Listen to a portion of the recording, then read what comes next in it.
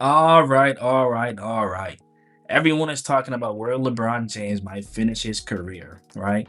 So you have the Cavaliers, you have the Warriors, the Spurs, Philly. You have all these options, all right?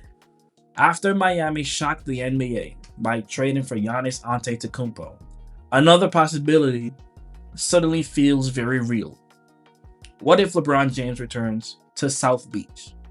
The last time LeBron wore a Heat jersey, he won two championships, reached four straight NBA finals, and cemented himself as the best player on the planet. But this time, everything would be different. He's 41 years old. Giannis is now the face of the franchise after Miami's blockbuster trade, right? Bam Adebayo is still one of the league's best defensive bigs.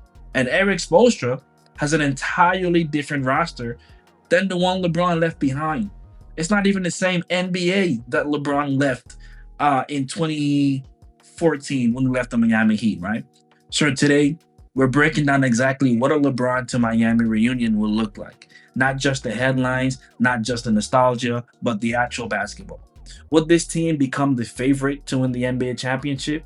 Or would the fit create more problems than people realize, right? So, why Miami makes sense. Let's start with why this isn't as crazy as some people think. LeBron already knows this organization. He knows Eric Spoelstra, he knows Pat Riley, he knows Heat culture. Most players spend months learning the new system. LeBron would not. He already understands what's expected. Miami also gives him something he's always valued, and that's structure, accountability, championship expectations. Nobody coasts under Erik Spoelstra, right? That familiarity could make Miami one of the easiest transitions of LeBron's careers, right? So now, here's where things get interesting. Forget the old big three. This would be completely different. LeBron James, Giannis Antetokounmpo, and Bam Adebayo. Three of the smartest basketball players in the league. Three elite defenders, LeBron when he wants to be. Three elite playmakers for their positions, right? Three players who do not need 25 shots a night. On paper, that is terrifying.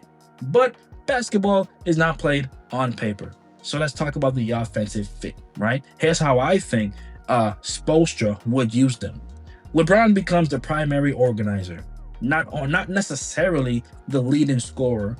The quarterback, he controls the tempo, calls the sets, finds mismatches, right? Meanwhile, Giannis becomes almost impossible to guard because if you think about it, for years teams have built walls to stop Giannis. Now imagine trying to build that wall while LeBron is reading every rotation before it happens. Am I right? Like double LeBron, Giannis cuts to the rim. Help on Giannis, LeBron finds the open shooter. It's pick your poison. And then there's Bam Adebayo.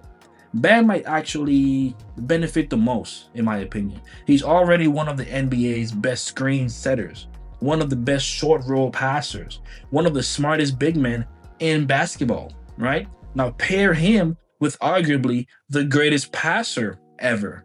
The amount of easy baskets Bam would get, I mean, it would skyrocket, right? But here's the issue nobody wants to talk about also, and that is spacing. This is where the concern becomes real. LeBron still isn't a high volume 3-point shooter. Giannis dominates inside the paint.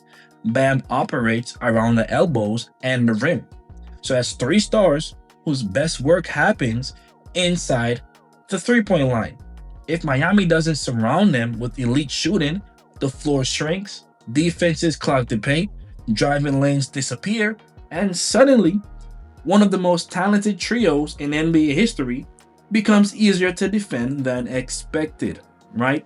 This roster would absolutely need reliable perimeter shooting to reach its ceiling. And I just saw that they signed Tim Hardaway Jr., which is a really good pickup for him, right? So there's also defense. Let's flip it to the other side of the floor. Now this is where Miami could become scary. Giannis is one of the greatest help defenders ever. Bam can guard legitimately all 5 positions. LeBron, even at this stage of his career, remains an elite communicator and team defender when he can conserve energy, right? Spoelstra could rotate assignments to keep everyone fresh. Imagine trying to score against that front court in a 7-game series. Oh my. You're dealing with length, strength, IQ, and 3 players who can anticipate actions before they happen. And that is just a straight up nightmare. So for Spoelstra, right, the biggest adjustment would actually fall on Erik Spoelstra, managing minutes, managing egos, managing health. LeBron can't play 40 minutes every night anymore. Giannis has dealt with injuries in recent years. Bam carries a massive defensive workload. Spoelstra would have to think long term. The goal wouldn't be winning 65 games. It would be arriving in April in time for the playoffs with a healthy team, right? And now you also have the off-court impact of a Miami. Now let's leave basketball for a second, because financially, this would be one of the biggest moves in NBA history, right? Every Heat game is much-watched television. Ticket prices explode. Merchandise sales soar. National TV schedules change overnight. Miami instantly becomes one of the league's biggest attractions once again. Veterans, all these veterans want to chase a championship. They'll be lining up to sign minimum contracts just for the chance to play with LeBron, Giannis, and Bam. I mean, this is actually history happening here, right? But there's also risk, because here's what worries me. We have age. LeBron is still phenomenal, but Father Time remains undefeated, right? Every injury gets magnified. Every missed game becomes national news.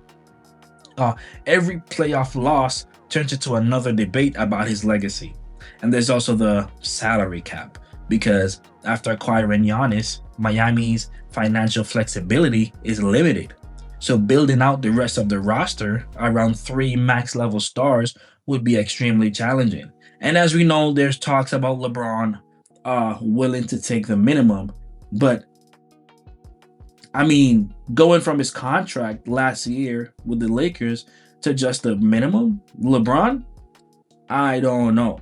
He's definitely not a max guy, but is he really taking the minimum? That is yet to be seen. If the supporting cast isn't good enough, then talent alone may not be enough, right? So would this work? I actually think it would. Not because LeBron would average 30 points, not because Giannis would win another MVP, but because they'd make each other's jobs easier. LeBron's vision would create cleaner looks. Giannis's pressure at the rim would collapse defenses. Bam would connect everything as the defensive anchor and offensive facilitator at times, right? So the key isn't whether these 3 stars are talented enough, because they are. They obviously are. The real question is whether Miami can surround them with enough shooting, depth, and health to survive 4 playoff rounds, right? If Pat Riley pulls that off, the Eastern Conference has a serious problem. And a LeBron return to Miami would be more than a feel-good reunion. It would be one final shot at history. The city that helped define his legacy could become the place where he tries to finish it, right? But what do you think? Will LeBron, Giannis, and Bam become the NBA's next super team? Or would the lack of spacing and the realities of age keep them from winning it all? So let me know in the comments. And again, if you enjoy deep dive NBA analysis like this, make sure to subscribe to STT Sports, where we break down the biggest stories in basketball with analysis, film study style commentary, and documentary storytelling.